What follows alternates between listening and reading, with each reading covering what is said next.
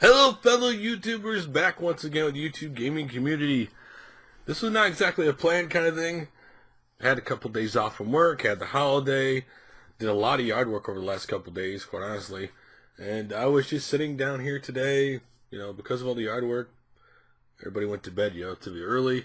We're just chilling, watching videos, and I'm like, I kept opening a tab and opening a tab and opening another tab. Next thing I know, like, you know what, I have enough videos and things going on. I should do a YouTube gaming community. I haven't done one in a while, so here we go.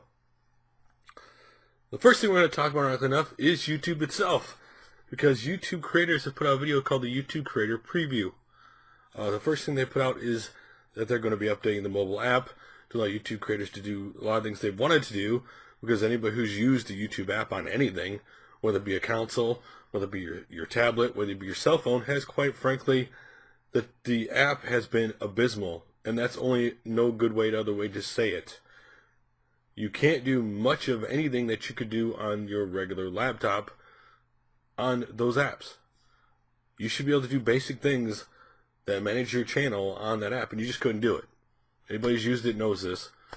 Going on like the PlayStation 3 version, if you click subscriptions, sometimes it would just give you randomly videos from people you subscribe to, and some of these videos could have been extremely from a long time ago. So hopefully they're supposed to be updating that to give creators more things they're able to do. Now, they've also previewed something that is quite controversial when you talk about YouTube. When you talk about Twitch and donations, people are pretty open. People there, they figure they watch people play for several hours.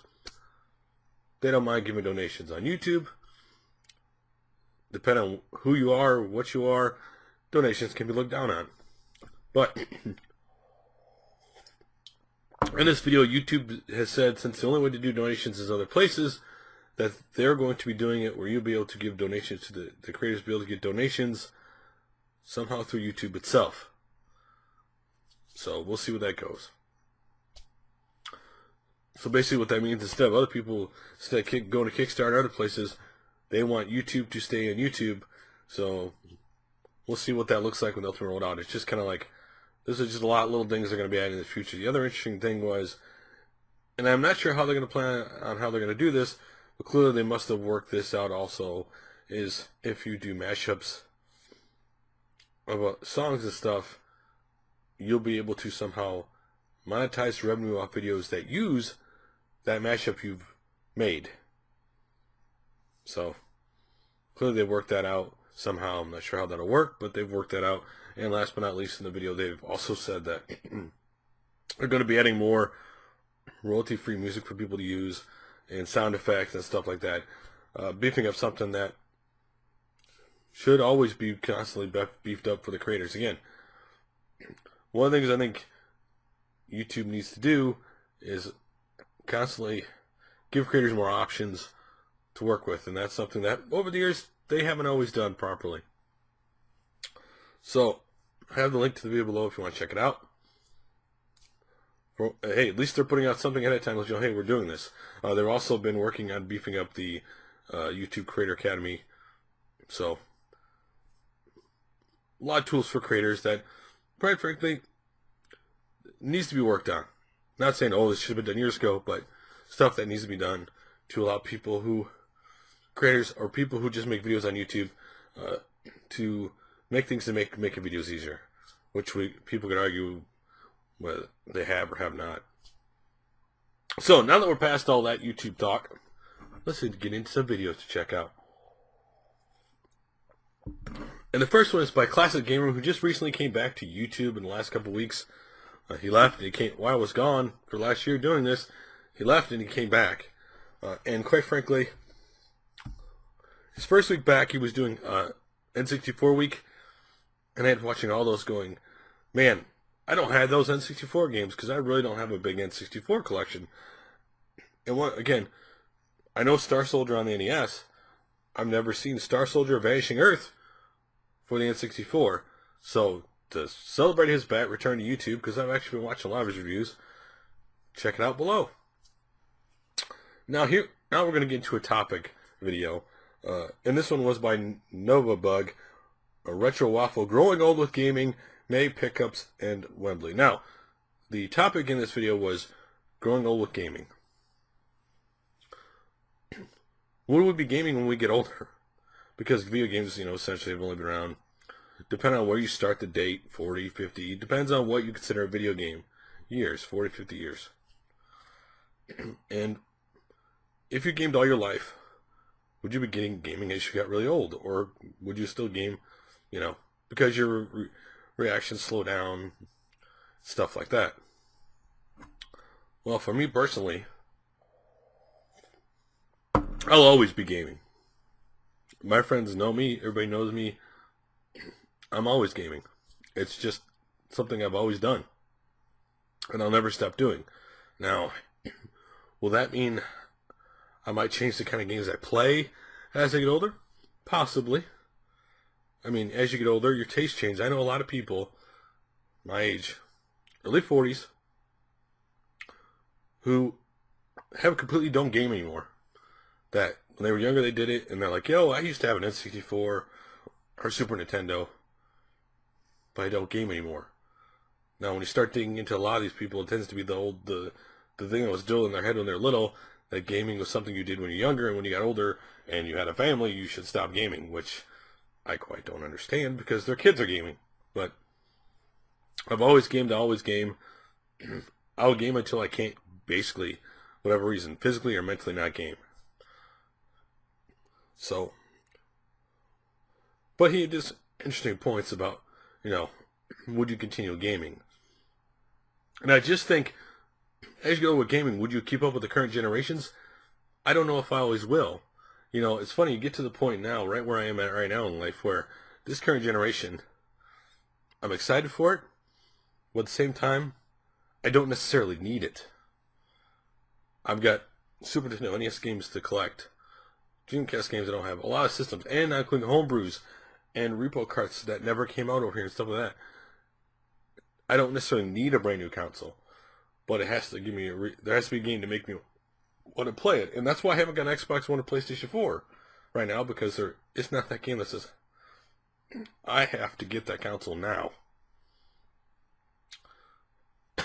With the Wii U, losing Mario Kart 8, make it a little harder. I've said this before, I'm an F-Zero fan. If they would just announce F-Zero, to get the system right away. But again, not necessary. I got 3DS, so since I have a current gaming system, it's handheld. Next video, excuse me, is by Monkey Spaz 5000, and we're getting to another topic, and that is, when are retro video games too expensive for you? And what's the most you ever, he said, and what is the most you ever spent on a video game? Well, I can answer the most I've ever spent on a video game. It's right in front of me. It's on the NES. It is Gemfire.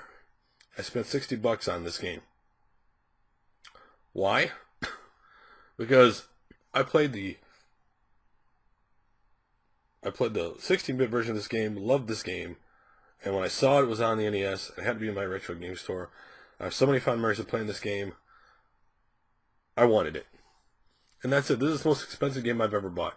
Most of my games, quite honestly, are $20 or less that I buy. Will retro gaming get too expensive? For me, it just depends. If I really want the game, I really want to play that game again, then, and I had the money, and I knew it was what the value of the game was worth, I might pick it up. I know a lot of people are still holding on to this, the retro market's going to collapse. But if everybody's still going out and getting retro games, especially systems everybody's complaining about, the market's not going to collapse. And something's got to be the base for anything collectible. Like comic books, first issues, like the Golden Age is obviously what everybody's going after. In video games, there has to be somewhere, and the NES is that starting point. It's just the way it's going to be for now. Who knows in the future? But if more of these old games get on retro, digital versions, systems, to download and play, then maybe I won't spend that much for that game. If I own that console, I might buy it digitally if I don't feel like the price is too high. But normally I don't pay that much for a game. It has to be a game I really, really enjoy and really love. So, next video is from Mr. Solid Snake 745. Ducktale theme on 8 floppy disks. If you know the Ducktales theme from the Ducktales NES game, then you'll know this because it's done with 8 floppy disks and it sounds awesome. And darn it, if you watch this video and you don't start singing along, you should really check it out. It's really cool. The next video we're going to talk about is from Snestastic. Ask Snes Episode 2, If You Had Sex with a Mermaid. Okay, this is his new series he's doing on his channel. Basically, ask him any question about anything. Doesn't have to be video game related, just whatever you want to ask. And he answers a bunch of different topics. So if you want to watch a video on someone doing something different with a bunch of different topics, definitely go check it out. It's rather interesting. Some of his answers are sometimes not what you expect them to be. Next video is by marlinlee, a super update. Now this update video starts off kind of somber. 2 of his systems, the power supplies are going out, so he can't kind of play them to record footage. His VCR he was using to record the footage to capture doesn't work anymore, and the other one he had that didn't play, but you could still get the outputs through it, didn't seem to work right either. And it was kind of like, the video starts off kind of like, you know, all this stuff, and he's not going to be making as many videos because, you know, work, which we all understand, life gets in the way. But ultimately, it turns out really cool because at the end of the update, he got himself a Super Nintendo. And it's funny how sometimes you go out, and like in his case, you go out, you're not looking for something, you stop somewhere, and you end up finding something really cool that you're never looking for. That's cool, he got a Super Nintendo, and hopefully his other stuff works itself out. And next up, talking about sometimes people do different things because either they want to try it and you find out their fans really like it. Lazy Game Reviews, LGR, Thrifts, Episode 6, Restore, Refuge Store. So what he did, this is the 6th episode where he basically recorded himself going to Goodwill, Salvation Armies in his area, looking for games, and how he looks for games.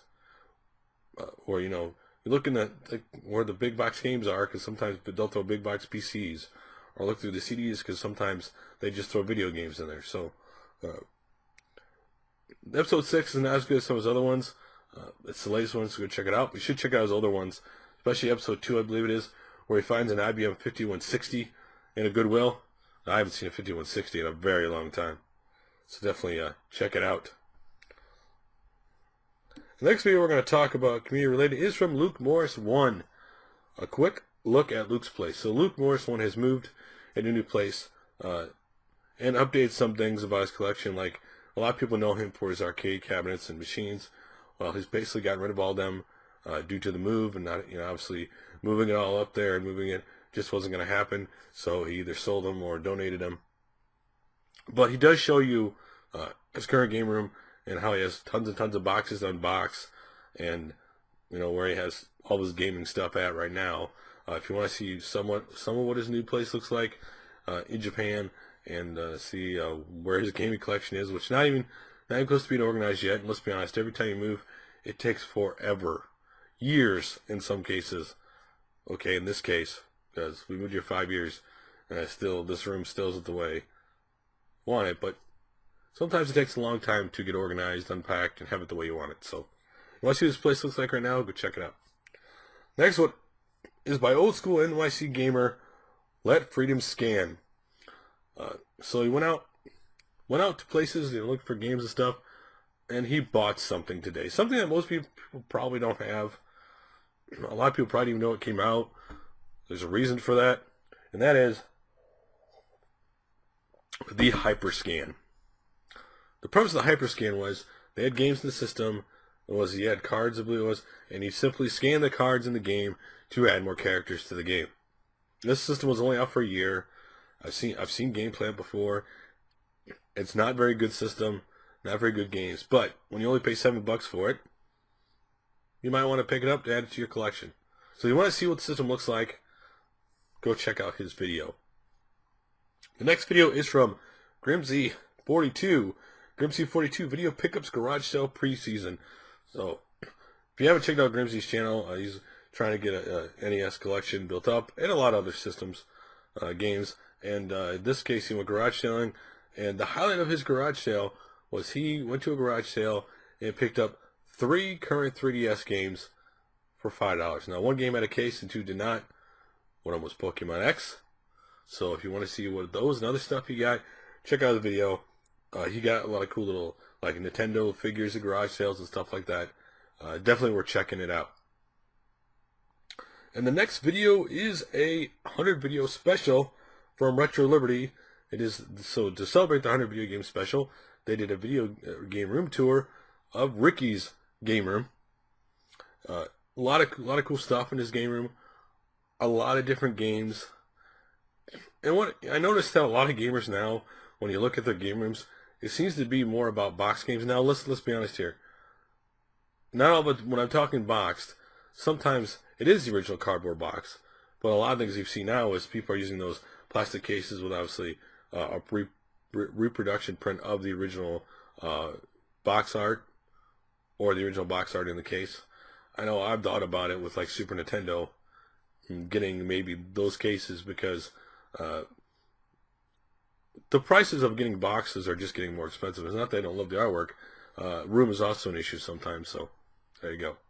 He has a lot of cool different systems, a lot of games. He shows off a lot of his games. You know, you look to see how they all are put up and everything else.